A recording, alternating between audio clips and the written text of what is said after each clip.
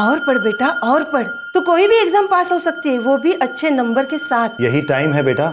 Runway जितना smooth होगा, career का उतना ही स्मूथ टेक ऑफ होगा।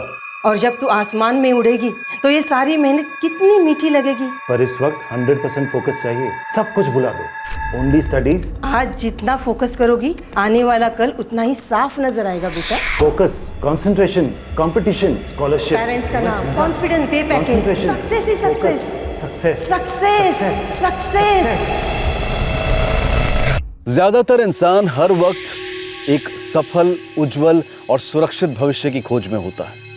उसे विरासत में एक जीवन मंत्र मिलता है, अपने आज का बलिदान दो, कल स्वर्ग मिलेगा। आज मेहनत की मिसाल बनो तो कल तरक्की की मिसाल कहलाओगे।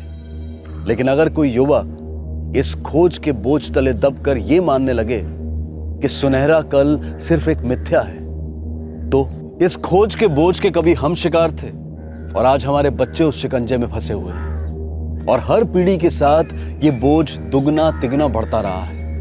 इसलिए बेहद जरूरी हो जाता है कि माता पिता हमेशा सतर्क रहें, ताकि वो किसी बच्चे पर पढ़ाई के प्रेशर में उसके अंदर एम्बिशन की भावना को ही ना खत्म कर दें।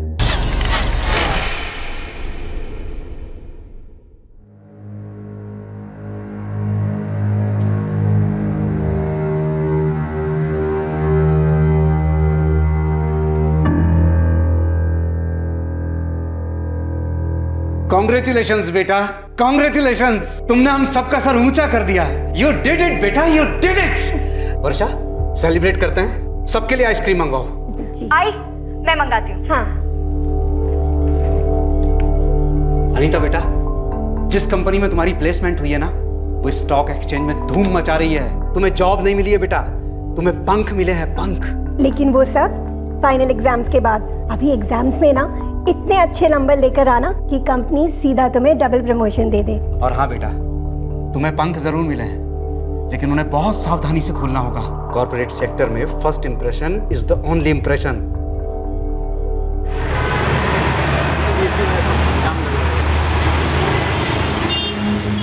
Anita, you are completely mad. 600 लोगों के कैंपस इंटरव्यू हुए थे, 12 सिलेक्ट हुए और तू उनमें से एक है। और कह रही है मन नहीं कर रहा जॉब ज्वाइन करने का। यार इसकी बातें ना मुझे कभी समझ में नहीं आएगी। आई मीन सेमेस्टर के हर एग्जाम में टॉप 3 में आई है, इतनी अच्छी कंपनी में उसे प्लेसमेंट मिली है, और ये एक ही जॉब लेके सेट होने की बजाय यहाँ पे ऐसे सर पे पत्थर लेके घूमती है। जिस VNG सॉल्यूशन में मेरी ड्रीम प्लेसमेंट हुई है, सुना है वहाँ का पैकेज 10 लाख पर एनम है, और जो मुझे ऑफर हुआ है वो 4.5 लाख है। 4.5 लाख तुझे कम नजर आ रहे हैं? ये कुछ और नहीं, बस हमारे जख्मों पे नमक छिड़क रही है।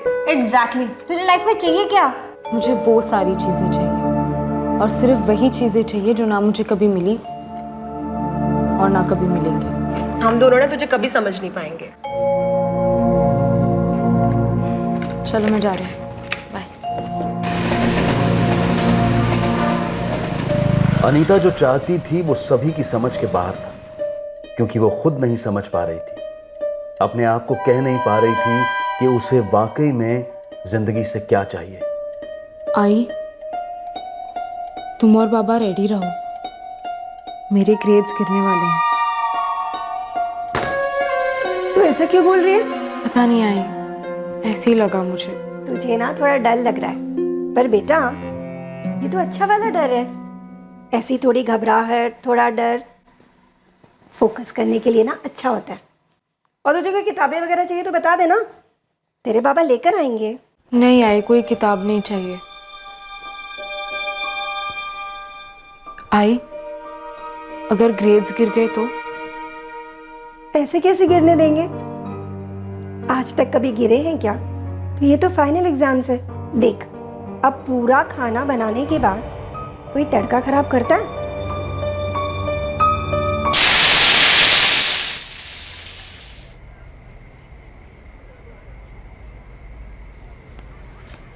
ताई, आपको किसके साथ कंपेयर करते थे आई बाबा? आत्माराम काका की मालिनी से। और फिर जब मेरे ग्रेड्स बढ़े तब कंपैरिजन बंद हुआ। मतलब मेरा तो कोई चांस ही नहीं है, क्योंकि मेरे ग्रेड्स तो तुम्हारे जैसे आने से रहे। लाइफ भर सुनने को मिलेगा, अपनी ताई को देख, अपनी ताई से सीख। तेरी ताई ने देखने या सीखने लायक अब तक कुछ नहीं किया अर्चना। ओहो, मॉडेस्टी की भी हद होती है। लगातार A+, वो भी हर सेमेस्टर में। यार अब इससे ऊपर कहाँ जाओगी? ऊपर या नीचे तो नहीं पता, पर कहीं ना कहीं तो जाना है मुझे। देवा रे देवा, फिर से कॉन्सेंट्रिक सर्कल्स में बातें। ये तेरे जैसी इतनी फोकस्ड लड़की इतनी कंफ्यूज्ड बातें कैसे कर सकती है, और कर क्यों रही है? एक हफ्ते बाद अनीता का फोटो सोशल नेटवर्किंग साइट्स और ग्रुप्स में वायरल हो गया। अनीता गायब हो गई थी।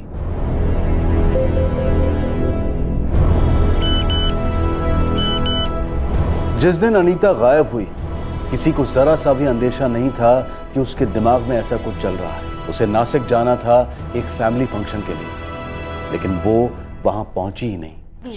हाँ तो नहीं, T-Max है ना, यूलॉक ट्रेडमिल, उसको फिर अनीता बेटे, जी पापा। 2 बजे के बाद की बस पकड़ोगी तो पहुंचते पहुंचते रात हो जाएगी। नहीं, मैं 12:30 की बस पकड़ के जा रही हूँ। मैं ऑफिस जा रहा हूँ, घर को अच्छे से लॉक कर देना।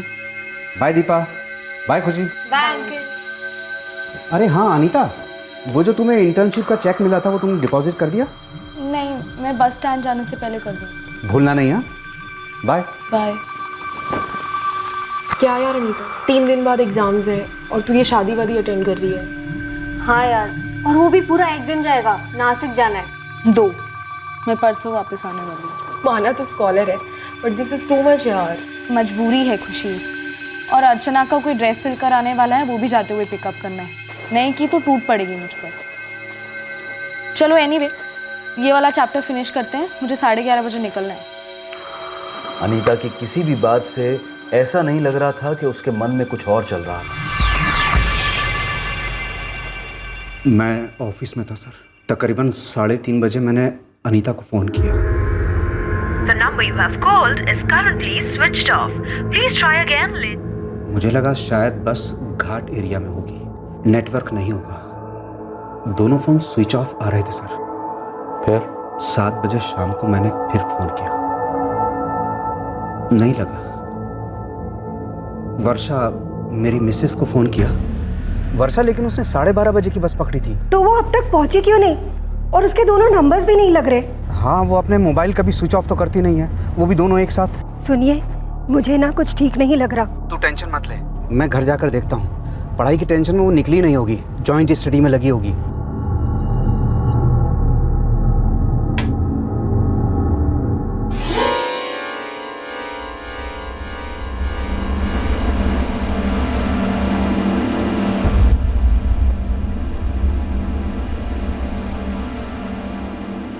दोनों फोन शुरू तो हुए सर, लेकिन क्या रणनीति? लेकिन उन दोनों में सिग्नल नहीं था सर। तब मुझे पता चला कि उनमें सिम कार्ड ही नहीं थे।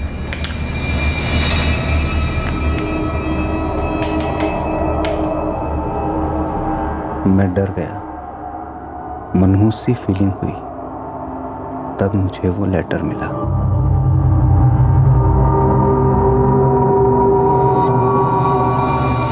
आई, बाबा, अर्चना, मैं थक चुकी हूँ। मुझे नहीं मालूम मुझे क्या चाहिए। मैं जा रही हूँ अपनी मर्जी से। प्लीज मुझे ढूंढने की कोशिश मत करना। मैं अब कभी नहीं मिलूंगी।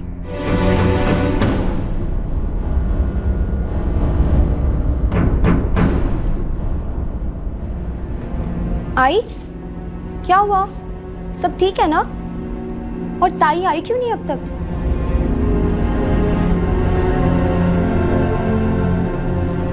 उसने लेटर में लिखा है कि वो अपनी मर्जी से जा रही है। तो क्या आपके घर में ऐसा कुछ हो रहा था जो उसकी मर्जी के खिलाफ था? सर ऐसा कुछ नहीं है। मेरी भतीजी अनीता इंजीनियरिंग के फाइनल ईयर में पढ़ रही थी, टॉपर रही है वो। और तो और 2 दिन के बाद उसका फाइनल एग्जाम शुरू होने वाला है। कैंपस सिलेक्शन में अच्छी टॉप कंपनी में रिक्रूट हो चुकी है। सच बताऊं तो सर, अनीता जैसी सीधी और सुलझी हुई लड़की ढूंढ के भी नहीं मिलेगी। लेकिन अगर अनीता जैसी पढ़ी लिखी और सुलझी हुई लड़की ये लिख कर जाती है कि मैं अपनी मर्जी से जा रही हूँ, मुझे ढूंढने की कोशिश मत करना, मैं नहीं मिलूंगी, तो उसकी कोई तो वजह रही होगी। अनीता के दोनों नंबर्स की डिटेल्स अगले आधे घंटे में हमारे पास होंगी। मैंने उस बैंक से ही बात की जहां वो अपने इंटर्नशिप का चेक डिपॉजिट करने वाली थी। वो जो तुम्हें इंटर्नशिप का चेक मिला था वो तुमने डिपॉजिट कर दिया? नहीं, मैं बस स्टैंड जाने से पहले कर दूंगी। सर बैंक ने डिपॉजिट हुए चेक्स में ढूंढा है, अनीता का चेक डिपॉजिट हुआ है। बैंक सीसीटीवी फुटेज भेज रही है। कहीं ऐसा तो नहीं हुआ ना कि उसने चेक डिपॉजिट किया, नासिक की बस पकड़ी और उसके बाद कुछ हुआ? रमेश जी, हम आपकी बेटी को ढूंढने की पूरी कोशिश करें, लेकिन हम और आप इस बात को नहीं भुला सकते कि लड़की बालिग है और अपनी मर्जी से घर से गई। जाने से पहले दोनों फोन से सिम कार्ड निकाल के गई और सबसे बड़ी बात, लेटर छोड़कर गई।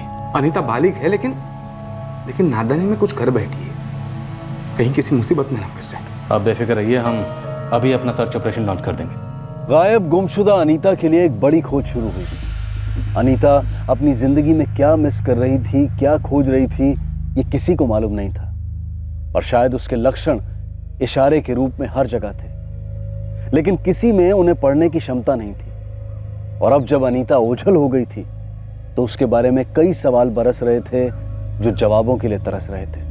सर हम लोग करीब 10:30 बजे अनीता के घर से निकल गए थे। सर हमने ग्रुप स्टडी की थी रात को। सर हमने अनीता से कहा भी कि अगर हो सके तो वो नासिक ट्रिप अवॉइड करे। क्यों? क्योंकि सर 2 दिन में हमारी फाइनल एग्जाम्स है। और सर अनीता ने कहा कि उसे जाना ही पड़ेगा। सॉरी यार, जाना ही पड़ेगा, लास्ट मोमेंट पे बैकआउट नहीं कर सकती। अरे यार, अच्छा छोड़, जब तू वापस आएगी तो मुझे कॉल कर, हम तीनों मेरे घर पे ग्रुप स्टडी करते हैं। और अब जा ही रही है ना तो चल, अब शादी में जा रही है, एंजॉय करना।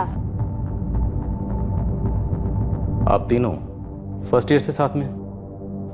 हाँ सर, बेस्ट फ्रेंड्स है। क्या अनीता पिछले कुछ दिनों से किसी बात को लेकर परेशान थी या उदास थी? उदास नहीं सर, लेकिन थोड़ी खोई खोई सी रहती थी वो। रीजन नहीं पता सर। पेरेंट्स के साथ कोई इशू?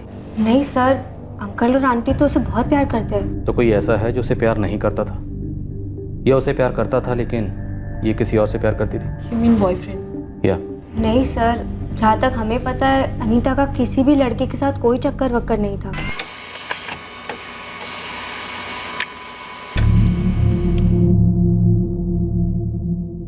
अरे कल दुपारपर्यंत घरी होती, 11:30 तक यहीं थी, बाद में निकल गई।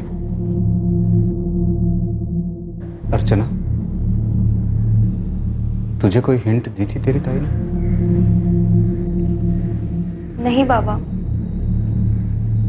ताई तो मेरी रिसेप्शन वाली ड्रेस लेकर आने वाली थी। अचानक क्या हो गया उसे? मुझसे कुछ कहा था उसने, ऐसे भागने वाली बात नहीं थी, पर इतने सालों में फाइनल एग्जाम्स में कम मार्क्स आने का डर लग रहा था उसे। परसों रात ही उसने मुझसे बात की थी। और तुम मुझे अब बता रही हो? कहा क्या था अनीता ने तुमसे? सर अब अनीता ने कहा था कि वो इतनी प्रेस्टिजियस प्लेसमेंट से खुश नहीं है, पता नहीं क्यों।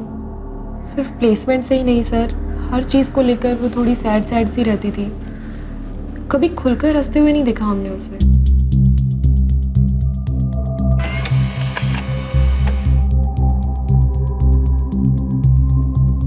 ये लड़की 11:45 पर बैंक में चेक जमा करवाने गई। Yes sir. सर एक बात और, अनीता के दोनों नंबर्स के फ़ोन रिकॉर्ड्स आए हैं और दोनों में मुझे एक बात खटक रही है। क्या?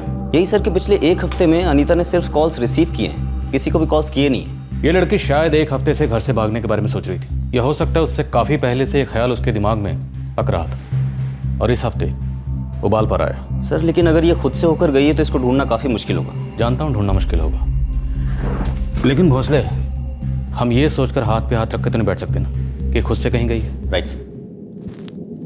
अनीता महज 22 साल की है, एक तरह से बच्ची ही है। अभी तक उसने बहुत ही प्रोटेक्टेड और शेल्टर्ड लाइफ जी है। कुछ है जो उसे परेशान कर रहा है, जिसकी वजह से उसने ये कदम उठाया। हमें उसे जल्द से जल्द खोजना होगा। सर लेकिन इस बात की क्या गारंटी है कि वो फिर से नहीं भाग जाएगी? पहले मिले तो ये तो पता चले कि वो घर से क्यों भागी है, क्या खोजने के लिए निकली है वो। ऐसा कुछ नहीं है जो अनीता को परेशान कर रहा था। रमेश जी, हमने अनीता के फ्रेंड से बात की है। उन्हें लगता है कि अनीता कुछ उदास सी है।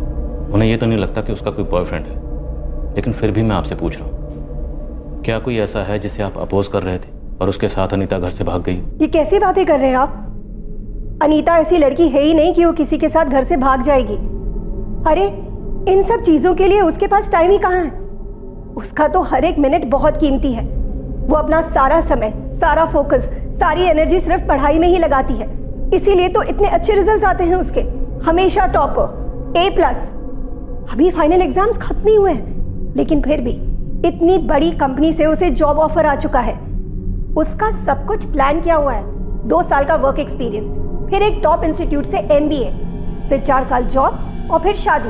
ये प्लान अनीता ने खुद बनाया या आप दोनों ने उसके लिए बनाया? सर आप बात को किसी और दिशा में ले जा रहे हैं। मेरे दादा और बहनी ने बच्चों के लिए क्या कुछ नहीं किया है। सर, इस घर में सब मिलजुल कर फैसले करते हैं और वो फैसले सबके अच्छे के लिए होते हैं। आप लोग पहले नासिक में रहते थे? जी हाँ, पर जब अनीता का एडमिशन इंजीनियरिंग में हो गया था तो हम दोनों ने मुंबई में ट्रांसफ़र ले लिया था, और ये आसान नहीं था सर। दोनों बच्चे कभी ये कह नहीं सकते कि उनके फ्यूचर के लिए हमने कोई कुर्बानियां नहीं दी।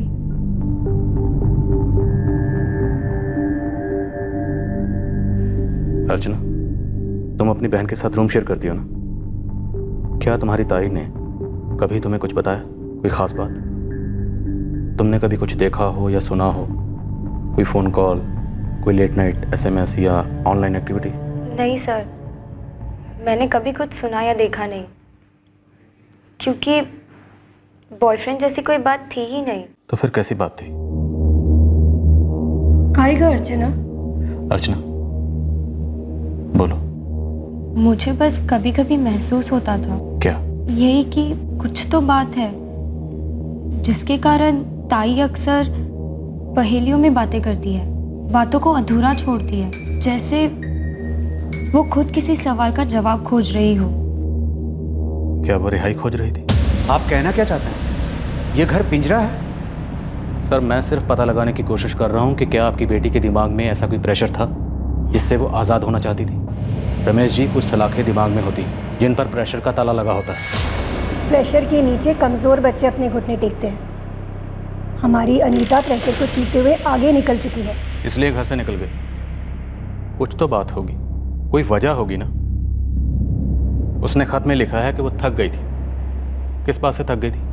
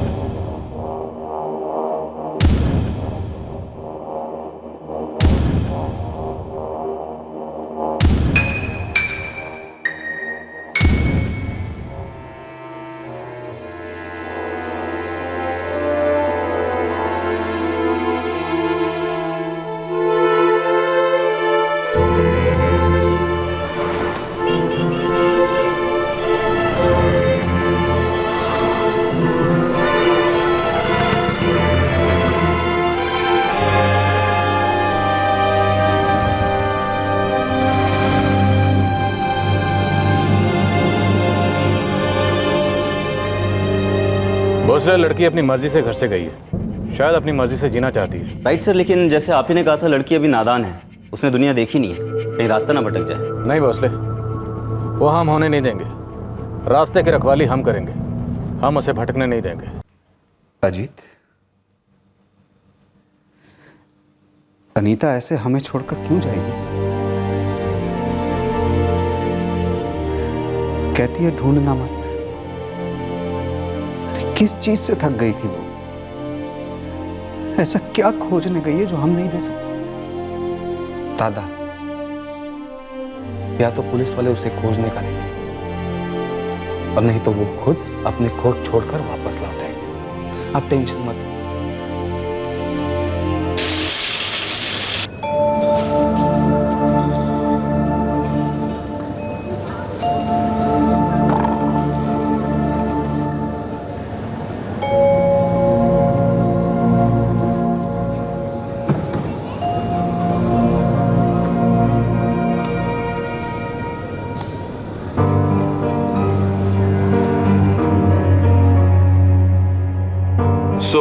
तुम्हारा फर्स्ट जॉब होगा, राइट? Yes sir. 12 घंटे की शिफ्ट होती है यहाँ, सुबह 11 बजे से रात 11 बजे तक। सो मैं रेडी हूँ सर। और सभी फ्रेशर्स 6000 पर मंथ सैलरी से स्टार्ट करते हैं। So is that okay? Okay by me sir. तो तुम सर्विस काउंटर पे स्टार्ट करोगी और उसके बाद let's see how you perform. Sure.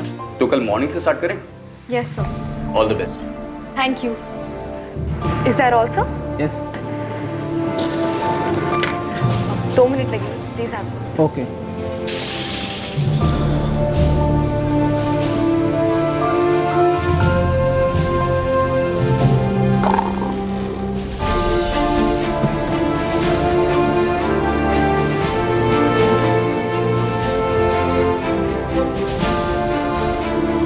क्या अनीता को वो मिला जो वो खोज रही थी? दूसरी तरफ उसकी सहेलियां, उसकी छोटी बहन और उसके माता पिता एक ही सवाल का जवाब खोज रहे थे। आखिरकार अनीता उन सबको ऐसे क्यों छोड़कर चली गई? वो सभी उस तक पहुंचना चाहते थे, उसकी परेशानी को समझना चाहते थे, उसकी मदद करना चाहते थे। और दूसरे दिन पुलिस को इस बेहद सेंसिटिव केस का पहला सुराग मिला।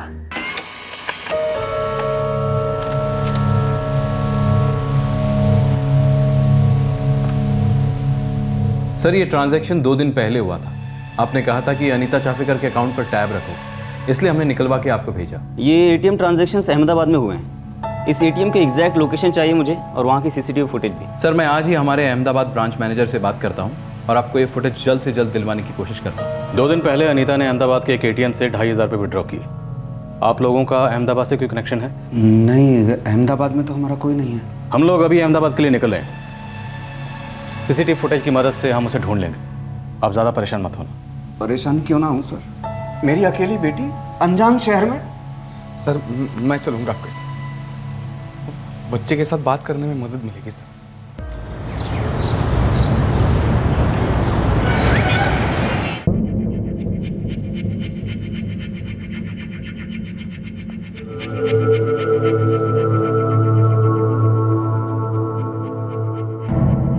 सर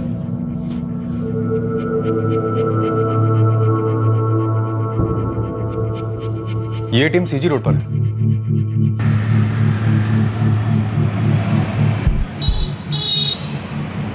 ये फुटेज हमारे काम की जरूर है, लेकिन इससे हमें कोई खास लीड नहीं मिल पा रही। अभी भी ये पता लगा पाना मुश्किल है कि अनीता इस वक्त कहाँ है। जैसा कि आप बता रहे थे कि उसके अकाउंट में ज्यादा पैसे हैं नहीं, तो जाहिर सी बात है कि ये किसी महंगे होटल में नहीं ठहरी होगी। सर मैंने उसकी मुंबई की सहेलियों से बात की है, उनका भी कोई फ्रेंड अहमदाबाद से बिलोंग नहीं करता है, ना ही किसी का कोई कनेक्शन है अहमदाबाद से। नहीं अंकल, हमारा कोई भी फ्रेंड वहाँ से नहीं है, ना ही किसी का कोई कनेक्शन है जहाँ तक हमें पता है। और कभी अनीता ने मेंशन ही नहीं किया अहमदाबाद जाने के बारे में। तो वो अहमदाबाद में कर क्या रही है और वहाँ रह कहाँ रही होगी? यहाँ के सभी लॉजेस और छोटे होटल्स में हमारा अच्छा नेटवर्क है, मैं सब जगह पता करवाता हूँ। हालांकि हमें आइडिया है नहीं कि ये लड़की इस समय अहमदाबाद में ही है या कहीं और चली गई। शुरुआत करते हैं। आई एम श्योर कोई ना कोई लीड जरूर मिलेगी। इस फोटो की कॉपीज बनाकर यहाँ के बाकी पुलिस स्टेशन और जितनी जगह हो सके हमको भेजनी होगी। सोलंकी, इस फोटो की कॉपीज बनाओ और पूरे इलाके में शेयर करो, और तुम खुद इसे लेकर सीजी रोड जाओ। ये लड़की आखिरी बार वहाँ के एटीएम पर स्पॉट हुई। ये लड़की मुंबई की है, अनीता नाम है इसका। जी सर। सिविल में जाओ।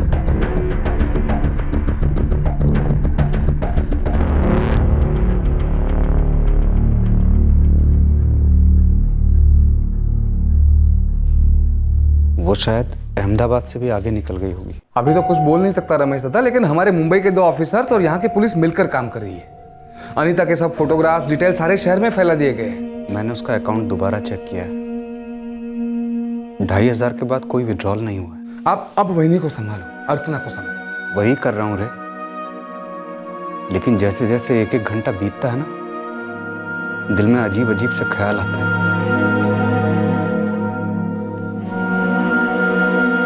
अभी आया।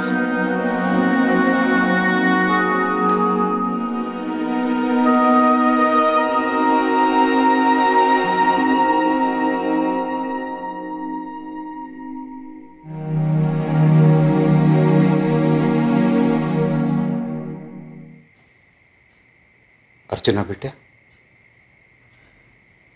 एक बात सच सच बताइए। मैंने आपसे कभी झूठ बोला है बाबा? शायद मैंने पहले कुछ सवाल पूछे ही नहीं। कैसे सवाल बाबा? अब आप ताई जैसे बात कर रहे हो। क्या तुम हम दोनों से, तेरी आई और मुझसे नाराज हो? नहीं बाबा, नाराज कशाला होणार मी? किसी भी कारण बेटा, थोड़ा भी कुछ हमने किया नहीं किया, बोला नहीं बोला, तुम पर कुछ लादा या ज्यादा स्ट्रिक्ट बने, कुछ भी बेटा, खुल के बोल।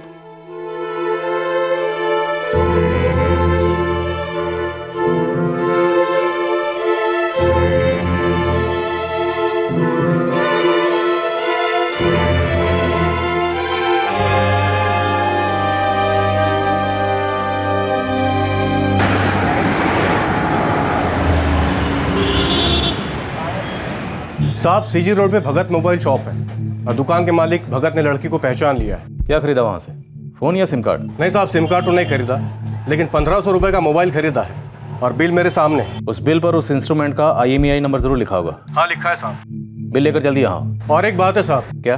दुकान के मालिक ने दुकान के बाहर CCTV लगा रखा और मैंने उस दिन का सारा फुटेज उसको ट्रांसफर करने को बोला है। जल्दी लेकर आओ यहाँ। सर ये रहा बिल।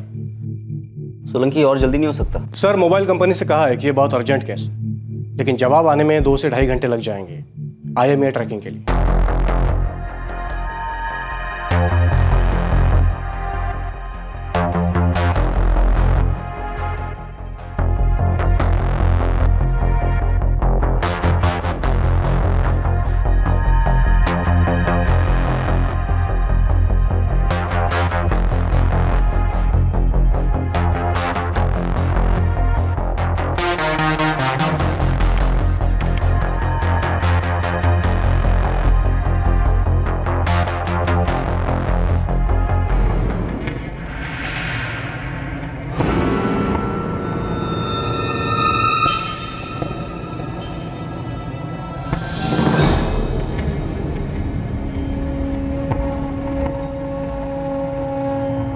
नहीं सर, मैंने तो पहले कभी नहीं देखा इसे। कौन है ये? यार ये है कौन? पता नहीं यार, क्या चल रहा था अपनी अनीता की लाइफ में। नहीं बाबा, मैं इसे नहीं जानती।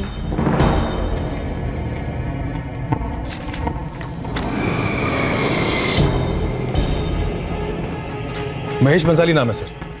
बाइक उसी के नाम पर रजिस्टर्ड है। एड्रेस, फोन नंबर सब है फॉर्म पर। फोन करते हैं।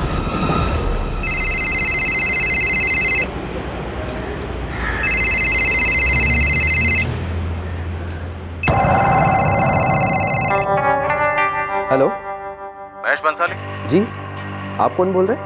GJ1H376R तुम्हारी बाइक का नंबर है? हाँ भाई, मेरी बाइक का नंबर है, लेकिन आप मेरी बाइक का नंबर मुझे क्यों बता रहे हैं? आप हो कौन?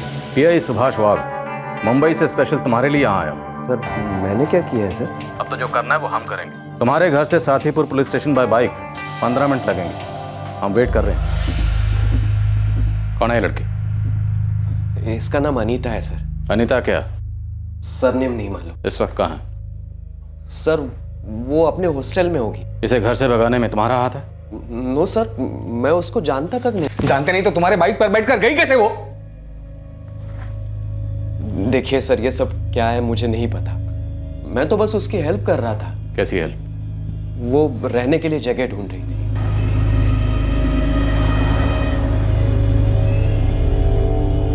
Excuse me. यस। पता नहीं कैसे पूछूं आपसे, बहुत ऑकवर्ड लग रहा है। क्यों, क्या बात है? वो एक्चुअली ना, मैं शहर में नहीं आई हूँ, और रहने की कोई जगह खोज रही हूँ। आपको यहाँ आसपास कोई हॉस्टल पता है? वर्किंग वुमेन हॉस्टल जैसा कुछ, लो से लो बजट और डिसेंट एंड सेफ। वैसे आप करती क्या? Love and latte coffee shop है ना यहाँ पर, अभी मुझे वहाँ जॉब मिली है। वैसे यहाँ पास में एक लेडीज़ हॉस्टल है। कहाँ? यही यूनिवर्सिटी के पास। आप मुझे यूनिवर्सिटी तक का रास्ता बताएंगे? एक्चुअली मैं भी यूनिवर्सिटी के पास ही जा रहा हूँ। इफ़ यू वांट मैं आपको ड्रॉप कर सकता हूँ। Thank you so much. आपको कोई प्रॉब्लम नहीं होगी? No no please sit. Sir उस हॉस्टल में मेरे ऑफिस की कुछ लड़कियाँ रहती हैं। मैंने मेरे कलीग को फ़ोन किया और उसका एडमिशन वहाँ करवा दिया। सोशल वर्कर हो? नो सर, मैं तो बस उसकी हेल्प कर रहा था। यहाँ तक कि उसके पास डिपॉजिट के पैसे भी नहीं थे। वो भी तुमने दिए? हाँ सर, मैंने ही दिए।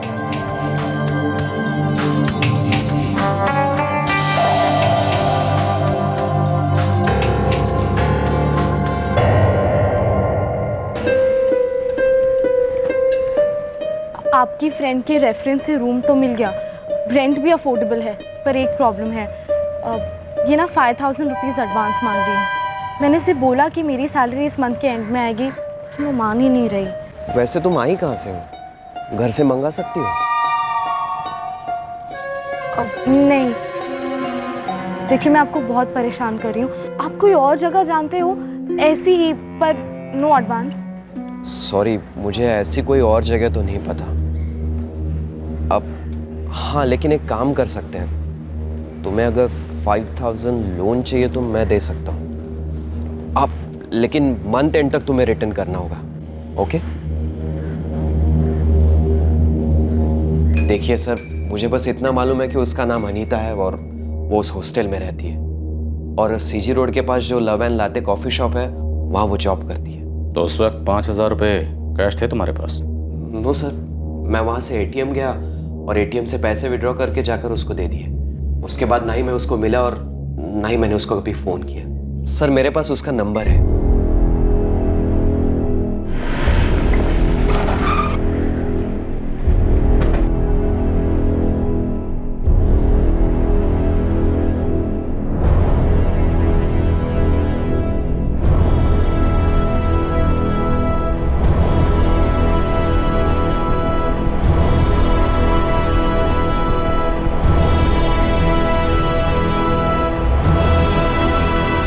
बेटा,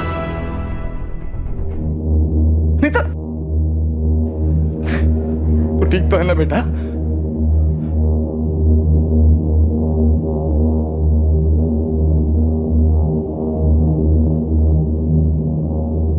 I'm really sorry.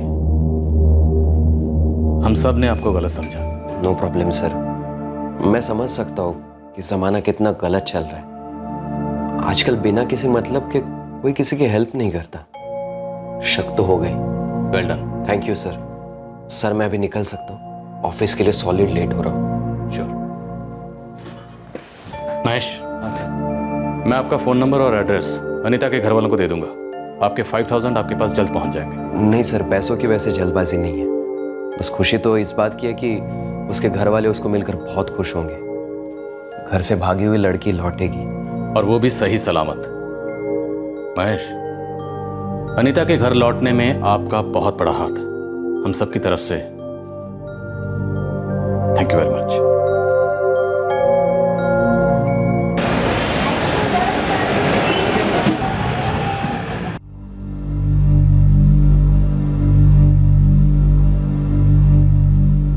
I am sorry sir, मुझे नहीं पता था कि इतनी बड़ी प्रॉब्लम हो जाएगी।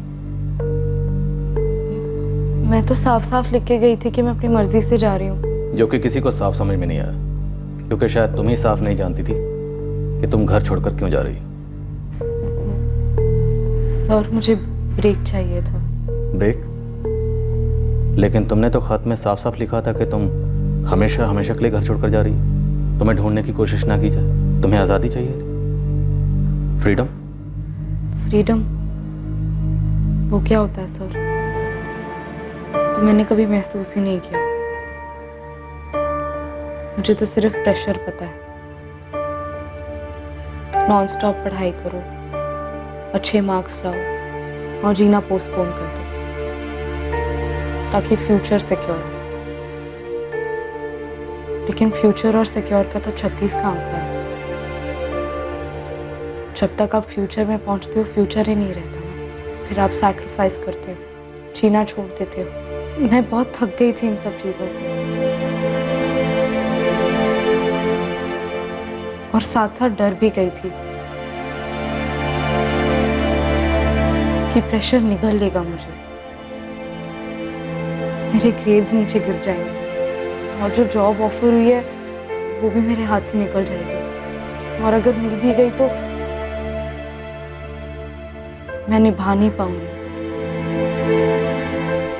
मैं बहुत कंफ्यूज हो गई थी सर। तुम घर से क्यों भागी? क्योंकि मैं जीना चाहती थी सर, नॉर्मल लोगों की तरह, नॉर्मल चीज़ें करना चाहती थी। रेगुलर जॉब करो, सेव करो, खर्च करो, मूवी देखो, मॉल में जाओ, कुछ खरीदो या कुछ ना खरीदो, लॉन्ग वॉक पर जाओ, कभी कभी थोड़ी देर के लिए कुछ ना सोचो, कुछ ना करो, बस उस मोमेंट को जियो।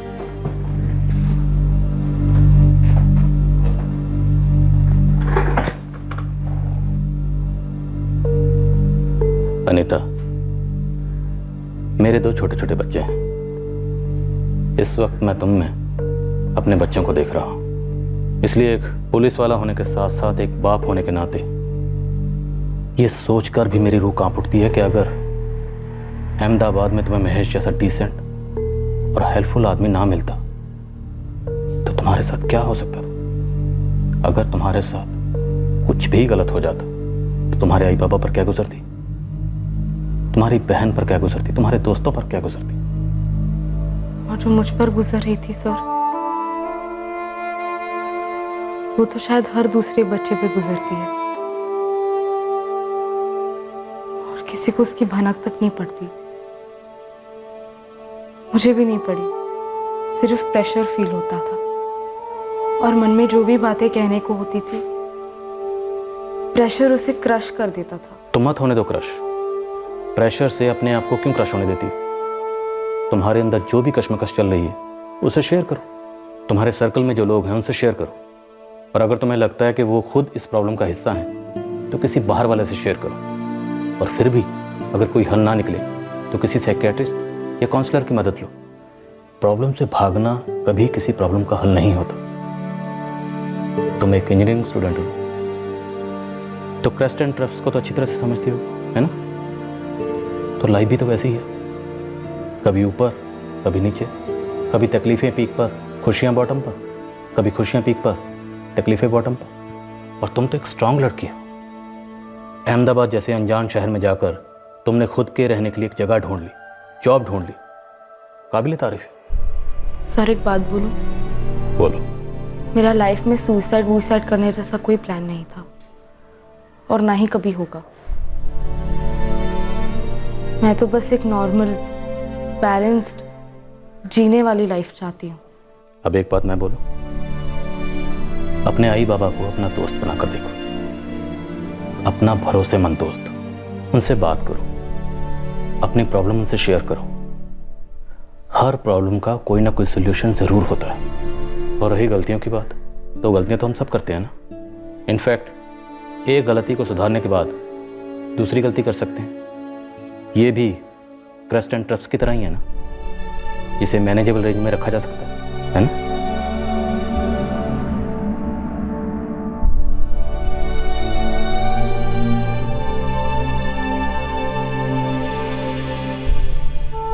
आई, बाबा, अर्चना, अजीत काका, I'm really sorry. प्लीज मुझे माफ कर दीजिए।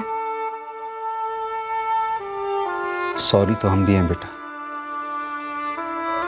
हमें माफ कर दो।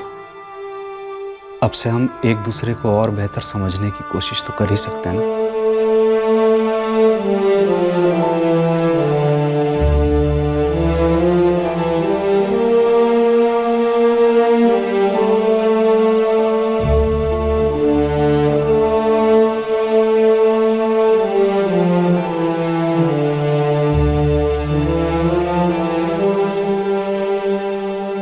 प्रिंसिपल साहब, thank you so much. Anita के जो 2 एग्ज़ाम मिस हो गए थे उन्हें दोबारा कंडक्ट करके आपने अनीता को और उसकी ज़िंदगी को एक दूसरा चांस दिया। Thank you sir. चलो अच्छा हुआ कॉलेज अथॉरिटीज़ ने समझदारी से काम लिया। हो सकता है इस बार अनीता के ऑल ओवर ग्रेड्स कम आए, लेकिन आगे चल के ज़िंदगी के एग्ज़ाम में अनीता डिस्टिंक्शन में पास होगी। अनीता और उसके माता पिता ने तय किया कि अब उनके बीच और खुलकर बातचीत होगी और जिंदगी एक नए सिरे से जी जाएगी। जरूरत पड़ी तो वो लोग काउंसलर की मदद भी लेंगे। माँ बाप हमेशा अपने बच्चों का भला चाहते हैं, बेस्ट चाहते हैं उनके लिए, लेकिन माँ बाप की ये चाहत, ये महत्वाकांक्षा कभी कभी एक प्रेशर का हथौड़ा बनकर बच्चों पर गरज पड़ता है। क्या हम बच्चे को बेस्ट दे रहे हैं? क्या बच्चा अपना बेस्ट कर रहा है? इस बेस्ट को समझना आसान नहीं है। शायद ये बेस्ट कोई मंजिल नहीं बल्कि एक नामुमकिन सा रास्ता है जिस पर कई मुसाफिर फिसलते हैं, टूट जाते हैं, खासकर कोमल दिमाग और नरम दिल वाले टीनेजर्स। मेहनत और लगन से तरक्की हासिल करना बहुत ही काबिले तारीफ काम है, लेकिन अपने आप को खुशी देने वाला काम करना भी एक तरह से तरक्की हुई ना। अच्छे नंबर बहुत अच्छे होते हैं, इसमें कोई शक नहीं, लेकिन जिंदगी को नंबरों में कैसे तोला जा सकता है, कैसे बांधा जा सकता है? अच्छे ग्रेड्स इंसान की हर खूबी, हर हुनर, हर गुण का प्रमाण कैसे हो सकते हैं? सिर्फ 75 के ऊपर के नंबर ही अहम नहीं होते, बल्कि हर नंबर की अपनी अहमियत है। कई बार सुनने में आता है कि जो जीता वही सिकंदर। इस पर चर्चा की जा सकती है, पर यह भी समझना जरूरी है कि जो जीता है वो भी सिकंदर ही है, यानी कि जान है तो जहान है। फिर मुलाकात होगी अगले एपिसोड में और खुलासा करेंगे एक और जुर्म का। तब तक सतर्क रहें, सुरक्षित रहें और देखते रहें क्राइम पेट्रोल सतर्क। सबक एक को, सीख हम सबको। जय। क्राइम पेट्रोल के और भी दिलचस्प कहानी देखने के लिए हमारे चैनल को सब्सक्राइब करें और बेल आइकॉन दबाना न भूलें।